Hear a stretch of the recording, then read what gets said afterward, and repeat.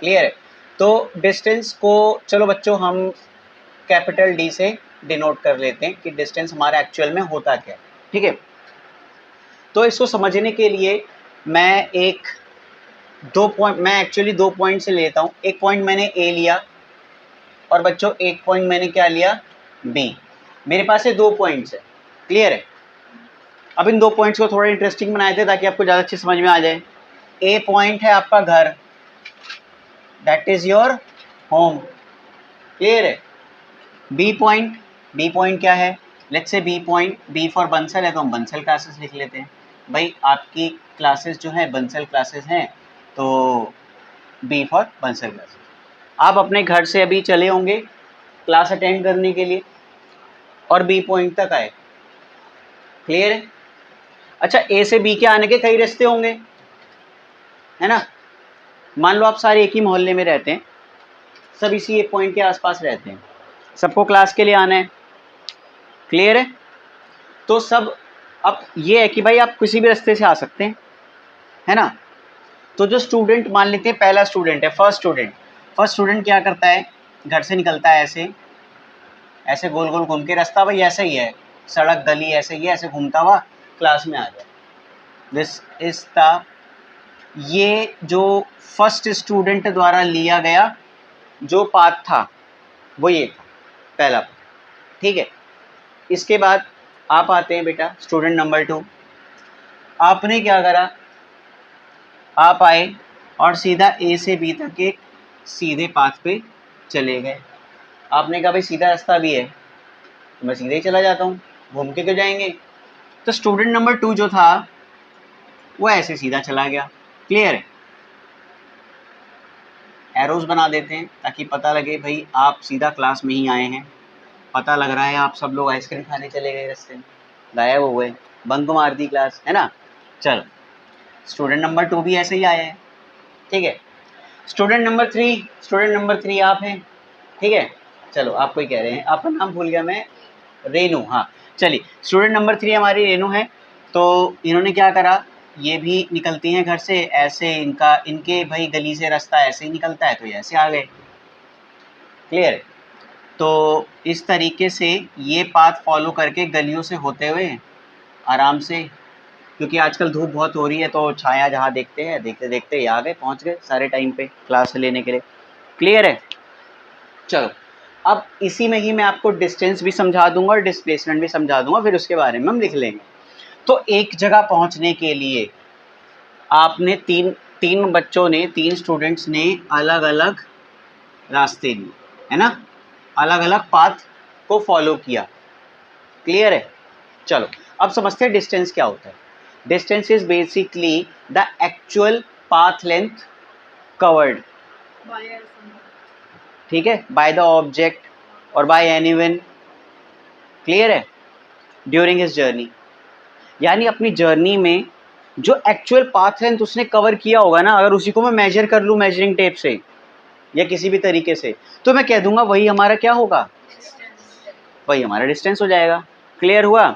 जैसे कि मान लो जो स्टूडेंट नंबर 1 था, क्लियर है, वो जब यहाँ से चलना चालू किया इस रास्ते से, इस पाथ से गया, अगर मैं कहूँ कि स्टूडेंट नंबर 1 ने कितना डिस्टेंस ट्रेवल करा होगा, मैं किसी से कहूँ कि बताओ कितना किया होगा, तो वो क्या करेगा, वो इस पाथ लेंथ को मेजर करना चालू कर देगा कितना है, क्लियर है। जितना मेजर करेगा जितना भी आ जाएगा वो क्या डिस्टेंस हो जाएगा, क्लियर है। It means that it is the actual path length cover during the journey, right, यही हमारा डिस्टेंस होता है, नथिंग एल्स, क्लियर है। सेकंड स्टूडेंट के लिए पाथ लेंथ यहाँ से यहाँ तक ये स्ट्रेट पाथ ही हो जाएगा, बताओ क्लियर है। जो थर्ड स्टूडेंट होगा उसके लिए अगर मैं ये पाथ लेंथ मेजर कर लूँ तो उसके लिए डिस्टेंस क्या हो जाएगा, ये हो जाएगा। एक ही पॉइंट पर पहुँचने के लिए 3 अलग अलग रास्ते हो गए, तीनों अलग अलग पाथ लेंथ भी हो गई, है ना, क्लियर है। बताओ बात समझ में आई, हाँ। तो डिस्टेंस समझ में आया क्या होता है, क्लियर है। अब इस डायग्राम को हम रखेंगे, इससे अभी इसको भी हम आगे यूज़ करते रहेंगे, क्लियर है। तो डिस्टेंस के बारे में बच्चों क्या लिखेंगे, it is the actual path length cover during the journey. लिखवा देता हूँ मैं, डोंट वरी अबाउट दिस, मैं लिखवाऊंगा, तो आप अच्छे से प्रॉपरली लिखेंगे, ठीक है बेटा। जो भी मैं लिखाऊंगा उसको उतार लेना।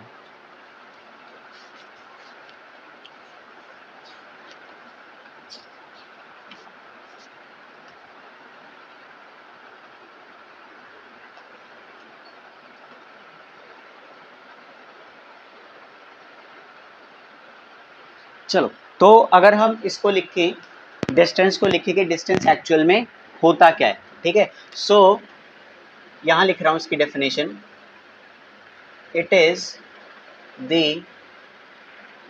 एक्चुअल पाथ लेंथ, ये क्या होती है हमारी actual path length taken by the object, या कवर्ड बाय द ऑब्जेक्ट भी लिख सकते हैं, taken by the object between the initial and final point, between initial and final position कर लेते हैं, between the initial and final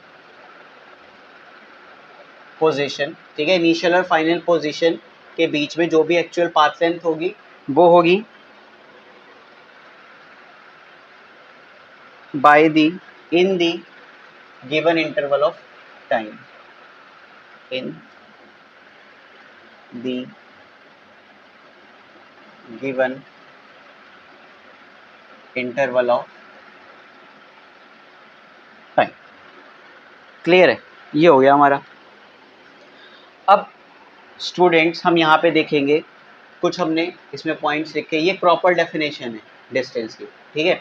हमने क्या देखा, हमने बताया कि भाई किसी भी पाथ का अगर डिस्टेंस निकालना है, क्लियर है, तो अगर मैं फर्स्ट रूट का डिस्टेंस निकालूं तो मैं कहूँगा कि एक्चुअल पाथ होगी, एक्चुअल पाथ लेंथ होगा, यानी ये पाथ लेंथ पूरी अगर मैं मेजर कर लूँ तो वही हमारा डिस्टेंस हो जाएगा। लेकिन it should be between the initial and final point, clear है। इनिशियल पॉइंट किसको बोलते हैं, जहाँ से आपका मोशन स्टार्ट हुआ है, जहाँ से आपने माना कि शुरुआत हमने यहाँ से करी है। So that would be the initial point, that would be the initial point, clear है। और जहाँ पे आपने अपना मोशन खत्म, जर्नी खत्म कर दी है, that is taken as point B as final point. बताओ क्या बात क्लियर है, फाइनल पॉइंट हो गया, क्लियर है। तो इनिशियल और फाइनल पॉइंट के बीच में जो भी एक्चुअल पाथ लेंथ हमने ली है, अगर वो मेजर कर लूँ तो वही हमारा क्या हो जाएगा, डिस्टेंस।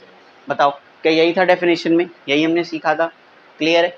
अगर मैं पाथ 1 का निकालना चाहूँ तो पूरा मेजर कर लूँ, पाथ 2 निकालना चाहूँ, इसकी मैं लेंथ निकाल लूँ, एक्चुअल लेंथ निकाल लूँ तो डिस्टेंस हो जाएगा, क्लियर है। और ये वाली अगर लेंथ निकाल लूँ तो इसका भी डिस्टेंस मुझे पता लग जाएगा। अभी तक यहाँ तक समझ में आया? बताओ किसी को कोई डाउट कि डिस्टेंस क्या होता है? नहीं। अब डिस्टेंस के बारे में अगर मैं बात करूँ, कल मैंने बताया था किस टाइप की क्वांटिटी होती है, स्केलर या vector? Scalar, scalar. Distance is scalar quantity, कल बताया तो था, कुछ बच्चों का आंसर सही था। Distance is a scalar quantity. तो हम फर्स्ट पॉइंट इसके लिए क्या लिखेंगे, it is a scalar quantity. ये स्केलर क्वांटिटी होती है, क्यों भाई? इसकी सिर्फ मैग्नीट्यूड ही होती है। अगर मैं बोलूं कि मेरी क्लास से आपके घर का डिस्टेंस 10 किलोमीटर है, तो मैं 10 किलोमीटर ही तो बोलूँगा, उसकी वैल्यू ही तो बताऊँगा, क्लियर है। मैं ये तो नहीं कहता कि 10 किलोमीटर डिस्टेंस है और इस डायरेक्शन में, नहीं, डिस्टेंस के केस में ही नहीं होता, वो डिस्प्लेसमेंट के केस में होता है, क्लियर है। क्लियरली याद कर लो, distance is a scalar quantity, confuse मत होना डिस्प्लेसमेंट के अकॉर्डिंग। डिस्प्लेसमेंट को भी बताऊंगा कि वो स्केलर नहीं वेक्टर होता, वेक्टर ही क्यों होता है, क्लियर है। तो पहली बात हमने समझी कि इट्स अ स्केलर क्वांटिटी। क्या कोई मुझे इसकी एसआई यूनिट बता सकता है? एसआई यूनिट यानी स्टैंडर्ड यूनिट इसकी क्या ली जाती है? मीटर, है ना। तो इसकी एसआई यूनिट क्या हो जाएगी बच्चों? Metre. Symbol small M use करते हैं, क्लियर है। इसके बाद नेक्स्ट चीज बच्चों, इसकी एसआई यूनिट एक तो हमने मीटर में ले ली, अब यूनिट्स को मेजर करने के लिए अलग अलग सिस्टम होते हैं फिजिक्स में, साइंस में, क्लियर है।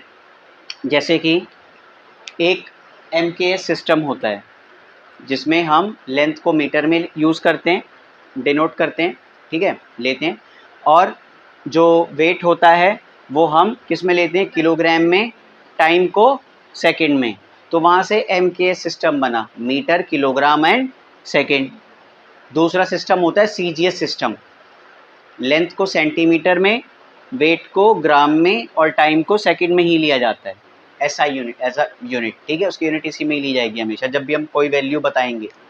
उसके बाद तीसरा होता है FPS सिस्टम। FPS सिस्टम में लेंथ को फुट में मेजर करा जाता है और मास को पाउंड में यूज़ किया जाता है, पाउंड में मेजर किया जाता है, और टाइम को सेकंड में ही मेजर किया जाता है। बताओ बात क्लियर। तो मैं आपको एक SI यूनिट जो MKS सिस्टम चलता है इंडिया में, हम वो यूज़ करेंगे, ठीक है। उसके बाद CGS सिस्टम में भी हम लिख लेते हैं। तो ऐसा, और CGS सिस्टम में क्या होता है, इन CGS में ही SI यूनिट की अगर मैं बात करूँ तो क्या होती है, सेंटीमीटर, क्लियर है। तो अगर आपको बोला जाए कि CGS में लेंथ बताओ तो बस उसको सेंटीमीटर में लिखना होता है, क्लियर है। CGS के नाम से ही पता लग रहा है, सेंटीमीटर, ग्राम एंड सेकंड। तो ऐसे आपको पता लग जाएगा कि लेंथ को सेंटीमीटर में लेना है अगर आपको CGS बोल दे तो, ठीक है। चलो, जनरली अगर आपको SI यूनिट बोली जाए या कुछ ना बोला जाए तो आपको SI यूनिट बोली जाए तो मीटर, किलोग्राम और सेकंड वाली यूनिट्स ही लिखनी है। कुछ ना बोले तो भी आंसर अपना किस में लिख के आओ, SI यूनिट में। क्लियरली स्पेसिफाई करे कि CGS में लिखना है आंसर, तब आंसर सेंटीमीटर में, ग्राम में या सेकंड में लिखना है, क्लियर है। बताओ बात समझ में आएगी सबको। चलो, तो हमने ये देखा कि ये स्केलर क्वांटिटी है, ठीक है, इट्स अ स्केलर क्वांटिटी। उसके बाद CGS सिस्टम में इसकी सेंटीमीटर आ जाएगा, ठीक है। नेक्स्ट थिंग, क्या जब ऑब्जेक्ट मोशन में रहेगा, जब ऑब्जेक्ट मोशन में रहेगा, क्लियर है, मोशन करेगा, तो वो कोई ना कोई डिस्टेंस तो कवर करेगा ही करेगा। बताओ, यस और नो, करेगा।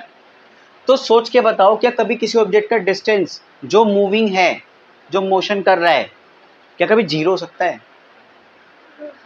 कभी नहीं हो सकता। क्या नेगेटिव हो सकता है? नहीं हो सकता।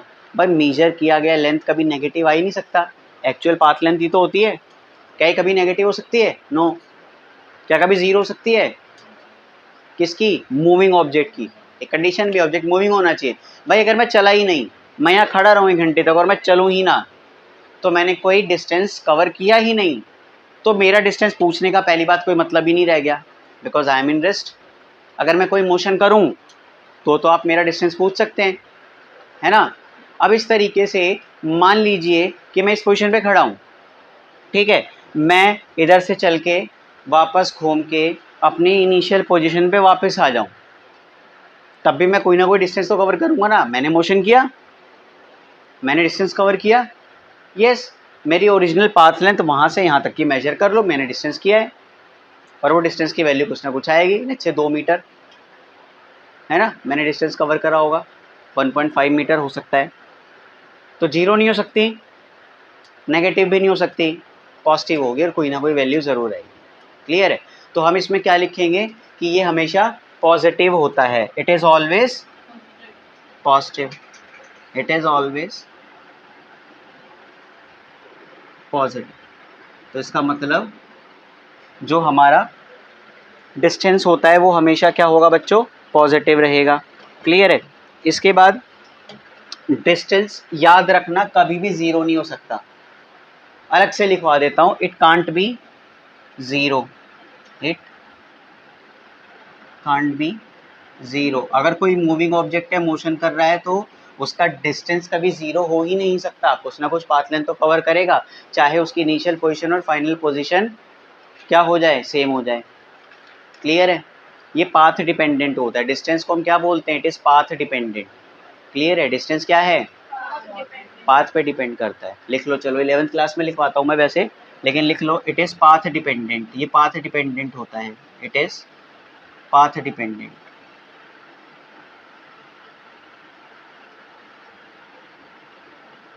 क्लियर है? जेई की क्लास में लिखवाता हूँ मैं, बट इसको हम लिख लेते हैं, पाथ पे डिपेंड करता है। ठीक है, तो ये हमने डिस्टेंस के बारे में पढ़ा बच्चों। बताओ क्या सबको समझ में आया डिस्टेंस क्या होता है?